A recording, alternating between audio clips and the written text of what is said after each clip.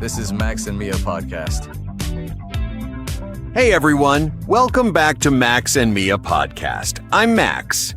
And I'm Mia. It's great to have you with us again today. So, today we're taking your English to the next level. We're going to look at how to level up your English and speak with more confidence. That's right. A lot of learners get stuck at a certain point, and they don't really know why. They keep studying, but something's still missing. Exactly. And that's what we want to focus on today, those little gaps that hold people back without them even noticing. We're going to break down a few common mistakes, explain why they happen, and, more importantly, show you how to fix them. And just like always, we're not making this up as we go. Everything we share comes from real teaching experience and from learning a second language ourselves.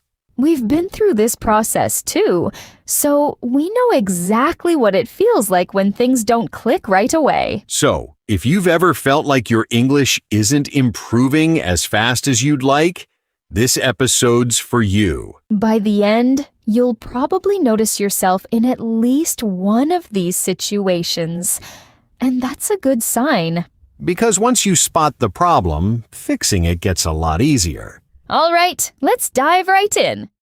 All right, our first scenario today is a small habit that quietly makes a lot of learners sound less confident than they actually are. Overusing I think. Oh, this one's everywhere. People start almost every single sentence with it, even when they're completely sure about what they're saying. Right. And the problem isn't that I think is wrong. It's just that when you repeat it constantly, it starts to sound hesitant, like you're never fully committing to your own opinion. Exactly. And native speakers actually switch things up all the time. They've got a whole toolbox of phrases for sharing opinions, not just one single expression. So what happens when someone leans on I think too much?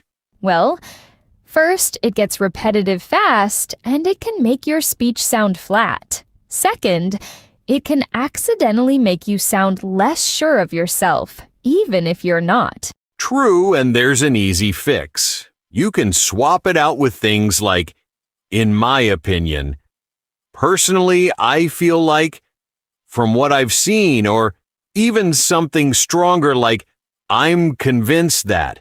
Tone matters here too. A confident voice paired with varied language makes a huge difference in how people perceive you. All right, let's hear this play out. In this clip, you'll meet Tom and Laura discussing whether their team should switch to a new project management app. Listen for how many times Tom says, I think, and notice how Laura expresses her opinions using completely different structures. Great setup. Let's listen in. Hey, so what's your take on switching to that new app for the project? Have you had a chance to try it out yet? Yeah, I think it's pretty good. I think it's faster than what we're using now, and I think it'll help us stay organized. I'm actually convinced it's the right move too. From what I've seen, the interface is way cleaner, and it syncs everything automatically. I think the automatic syncing is really useful. I think it'll save us a bunch of time during meetings. Definitely. Personally, I feel like the biggest win is the notification system. It reminds people about deadlines without anyone having to chase them down. Yeah, that's true. A lot of our delays come from people forgetting due dates. From my experience, apps like this only work if everyone actually commits to using them properly. Otherwise, it just becomes another tool nobody opens. You're right about that. We should set up some kind of team meeting to explain how it works. Good idea. In my opinion, a short training session would clear up any confusion before people start using it daily. Yeah, the training session makes sense. I think we could even record it so new team members can watch it later too. Exactly. That way, nobody's left out just because they joined the project after the switch. It also saves us from repeating the same explanation over and over. I think that's smart. It'll make onboarding way smoother for everyone. Honestly, I'm fairly certain this will cut down on miscommunication, too. Half our mix-ups lately have come from using 3 different apps at once. I think that's been a big issue. I think switching to just one platform will fix a lot of that. Sounds like we're on the same page then. Should we bring this up in tomorrow's meeting? That works. Everyone will be relieved, honestly. People have been complaining about the current system for weeks. Same here. I've heard at least 3 people mention it just this week. It's clearly bothering more of the team than we realized. We should have made this change a while ago, actually. Better late than never, though. As long as we roll it out properly, I don't think it'll cause any confusion. Agreed. I'll put together a quick outline for tomorrow, and I think we can decide on a start date right there in the meeting. Perfect. I'll ask around to see if anyone's already used this app before. That way, we've got a backup person for questions. Good call. I think having someone extra to help out will make the whole transition way less stressful. All right, sounds like we've got a plan. I'll see you at tomorrow's meeting then. Sounds good. See you there.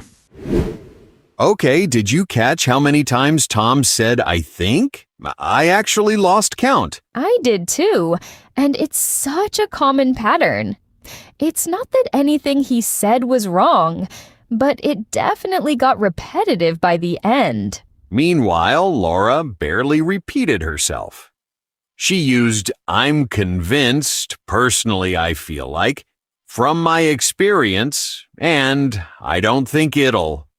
Same idea, completely different sound. And that variety made her come across as way more confident, even though she wasn't saying anything more certain than Tom. That's the whole trick. It's not about being more sure of yourself deep down. It's about how you present what you already believe. Right? And once you build a small collection of these phrases, switching between them becomes automatic. You just stop reaching for the same default every time. All right, let's grab our chunk from this one. From what I've seen. This phrase is great because it sounds observational rather than uncertain. It suggests you've noticed a pattern, not that you're guessing. So close your eyes for a second and picture a moment where you could use this instead of I think. For example, from what I've seen, remote workers tend to be more productive in the mornings. Or, from what I've seen, that restaurant gets busy pretty fast on weekends. Same idea, brand new sentence. Try swapping I think for one of today's alternatives the next time you're chatting in English. It'll feel a bit strange at first, but it gets natural fast. All right, our second scenario today is something that trips up learners who've studied really hard. And that's exactly the problem. Sounding like a textbook in everyday conversations. Oh, this one's ironic because it usually happens to people who've put in tons of effort. They've memorized full sentences and then they use them exactly as written, even with close friends. Right, and real conversations don't work that way. Native speakers drop words, use contractions, and lean on casual expressions that you'll rarely find in a textbook. Exactly. And when someone speaks too formally with a friend, it can actually create distance, even if that's the last thing they meant to do. So what usually gives it away? Full sentences without contractions are a huge giveaway. Saying I am not sure instead of I'm not sure sounds stiff in a casual setting. Also using overly polished vocabulary. Saying I would like to inquire instead of just can I ask makes a casual chat feel like a job interview. And skipping filler words too. Natives use stuff like kind of, honestly, I mean, and so yeah, constantly. And textbooks barely ever teach that. So in this next clip, you'll hear Jake and Priya catching up as old friends, and you'll notice how naturally they talk, dropping sounds, using slang, and keeping things loose.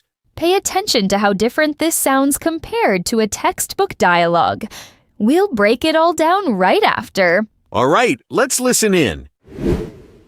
Hey, long time no see. Have you been? Oh my gosh, I know, right? I've been good, just super busy with work lately. What about you? Honestly, same. Work's been kind of crazy, but I can't complain too much. Yeah, I get that. So did you end up going on that trip you were talking about? Oh yeah, we went to Portugal actually. It was amazing, like way better than I expected. No way, that's so cool. What was your favorite part? Probably the food, honestly. We ate so much seafood, it's kind of ridiculous. That sounds like my kind of trip. I'm such a sucker for good seafood. Same. Oh, and we also did this little day trip to a coastal town. It was gorgeous. That sounds incredible. I've been wanting to travel more, but I just haven't had the time lately. I feel ya. Work's been eating up basically all my time too. It's rough finding the balance sometimes. Totally. Speaking of which, are you still at the same company? Yeah, still there. Though honestly, I've been thinking about switching things up soon. Oh, really? What's going on? I mean, it's fine. It's just gotten kind of repetitive, you know? I feel like I've hit a ceiling there. Yeah, I totally get that feeling. I was in the same boat like a year ago. Oh, really? What'd you end up doing? I just started looking around, low-key, nothing serious at first, just to see what was out there. And how'd that go? Honestly, way better than expected. I ended up landing somewhere I actually like a lot. That's awesome. I'm really glad it worked out. Maybe I should start doing the same thing. Yeah, I'd say go for it. Worst case, you're just exploring. No harm in that. True. Anyway, we should hang out more. It's been way too long. For real, we always say that, and then like 6 months go by. Ha, exactly. Okay, let's actually plan something this time. You free next weekend? I think so. Let me double check and I'll text you. Did you have something specific in mind? Not really. Maybe just grab coffee somewhere, or if you're up for it, we could check out that new place downtown. Oh, the one that just opened? I've heard really good things about it. Yeah, apparently the vibe's really chill and the coffee's supposed to be amazing too. Perfect. I'm down for that. It'll be nice to actually sit and catch up properly instead of just texting. For sure. We keep meaning to do this and then life just gets in the way, you know? Story of my life, honestly. All right, I'll message you once I check my schedule. Sounds good. No rush at all. It was really great seeing you. You too. Talk soon. Okay, that felt like a totally normal conversation between two friends. So relaxed, so natural. Right? And if you compare it to how a textbook would write this same chat, it'd look completely different. Let's actually do that comparison. A textbook version might say, I have been very busy with work. I would like to know how you have been. Meanwhile, real life sounds like, been super busy with work. How have you been? Shorter, looser, and way more natural. Another textbook line might be, I am not certain, but I will confirm and inform you. Compare that to what Priya actually said. Which was just, I think so. Let me double check and I'll text you. Same meaning, completely different energy. And notice all the filler words too. Honestly, I mean, kind of, low-key. Those little words make conversations feel alive instead of scripted. Textbooks also almost never use dropped grammar, like how have you been instead of how have you been, or you free next weekend instead of are you free next weekend? Exactly. Natives drop words like are all the time in casual questions. It's not wrong, it's just relaxed speech. So the goal isn't to throw grammar out the window. It's to recognize when a casual setting calls for casual language. All right, let's look at the chunk from this conversation. I feel you. This phrase is a super casual way of saying you understand or relate to what someone said. It sounds way more natural than I understand your situation. So close your eyes and picture a moment where you could use it. For example, I feel you. Mornings are rough for me too. Or, I feel you that traffic's been insane lately. Small phrase, big impact on how natural you sound. All right, our third and final scenario today is one nobody really enjoys, but everyone deals with eventually. giving someone bad news without being harsh about it. Oh, this one's tricky because there's no perfect script for it. But there are definitely ways to soften the blow without dancing around the truth forever. Exactly. And a lot of learners either blurt the news out too bluntly, or they avoid it so much that the other person gets even more confused or worried. Right, and the goal is finding that middle ground, being honest, but also being considerate about how the news lands. So what actually helps here? One thing is giving a small heads up first. Something like, I've got some news and it's not great, so the person can brace themselves a little. Another is acknowledging their feelings once you've shared the news, instead of just moving on right away. And offering something constructive afterward helps too, like a next step or a possible solution, so the conversation doesn't just end on a low note. In this next clip, you'll hear Sam telling his friend Alina that the concert they were planning to attend together got canceled. Listen for how he eases into it and how he keeps the conversation supportive the whole way through. All right, let's give it a listen. Hey, do you have a second? I've got some news, and it's not the best, unfortunately. Uh-oh, that doesn't sound good. What's up? So, I just saw an email, and the concert got canceled. I know we were both really looking forward to it. Wait, seriously? What happened? Apparently, the venue had some kind of scheduling issue, and they couldn't fix it in time. Oh man, that's such a bummer. I've been looking forward to that for weeks. I know, me too, honestly. I felt kind of sick reading the email. Is there any chance they'll reschedule it, or is it just canceled completely? The email mentioned a possible reschedule, but nothing's confirmed yet. They said they'd send more details soon. Okay, that's something at least. Do we get refunds either way? Yeah, they said refunds are automatic if the new date doesn't work for anyone. All right, that's a relief. I was worried we'd just lose the money completely. Same here. I figured you'd want to know as soon as possible instead of finding out some other way. I appreciate that, honestly. It would have been way more annoying to hear it from someone else. Yeah, I didn't want that either. I know how excited you were about seeing that band live. I really was. I mean, it's disappointing, but at least it's not the end of the world. Exactly. And hey, if they do reschedule, we'll already have our spots reserved, so that's something. True. That's actually a decent silver lining. Any idea when they might announce a new date? Not yet, but I'll keep an eye on my inbox and let you know the second I hear anything. Thanks. I appreciate you staying on top of it. Of course. In the meantime, want to look into something else we could do that same weekend, just in case? Actually, yeah, that'd help take my mind off it. Maybe we check out that new restaurant instead. That works for me. At least we'll still have plans, even if they look a little different now. True. That's not such a bad backup. Thanks for telling me gently, by the way. I know that's kind of awkward to bring up. No worries. I figured a heads up was better than just dropping it out of nowhere. Definitely. This way it didn't feel such a shock. All right, let's figure out the restaurant thing later this week. Sounds good. I'll text you a few options. There's actually a couple of new spots that just opened downtown, so we've got choices. Perfect. I've been wanting to try somewhere new anyway. This might actually turn into a fun night either way. Exactly. Sometimes plans falling through end up leading to something even better. We just don't see it that way in the moment.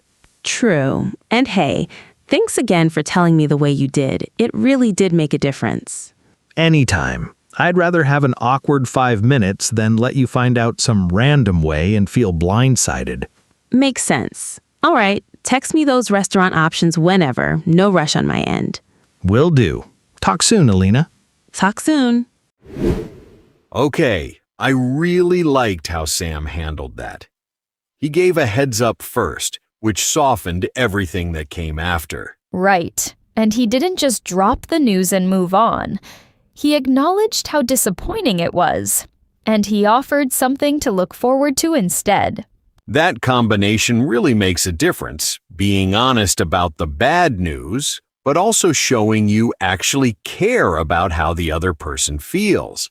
Exactly, and Alina even said it herself, that the heads up made it feel less like a shock. That small detail really does matter. All right, let's grab our final chunk of the day.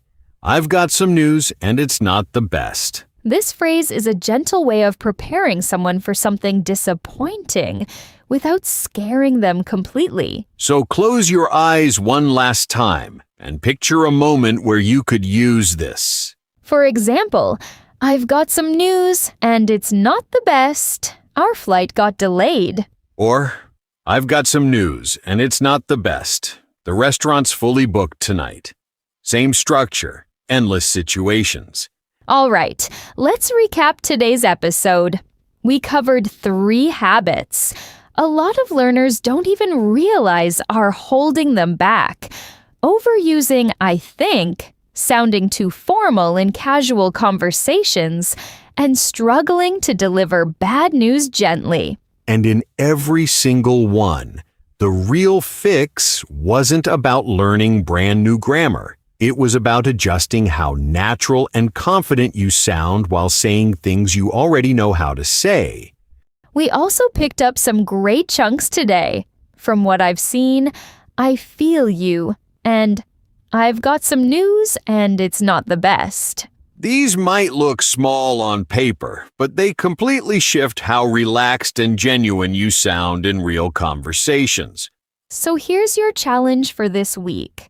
Pick just one of these 3 habits and actually try fixing it in a real conversation. Even if it feels awkward at first, that discomfort usually means you're stretching yourself in a good way. And that wraps up today's episode. Thanks so much for hanging out with us. We really hope today gave you something practical, not just theory you'll forget about tomorrow. And if you're serious about taking your English further, come join our community. We'll drop the link right down in the description. It's such a great place to keep practicing, and honestly, it goes way beyond grammar.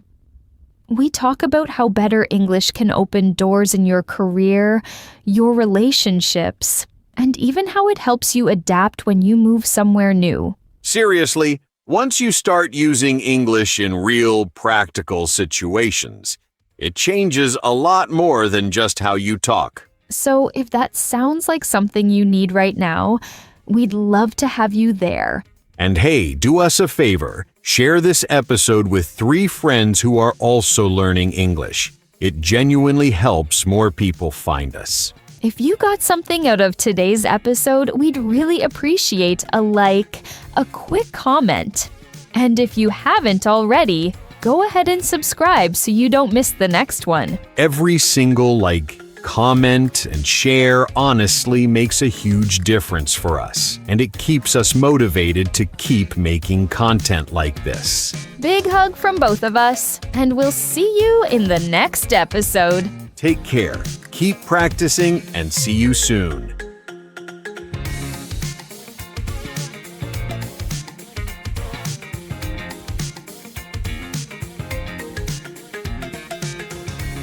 To keep taking your English to the next level, click on the next video or explore the others we've made for you.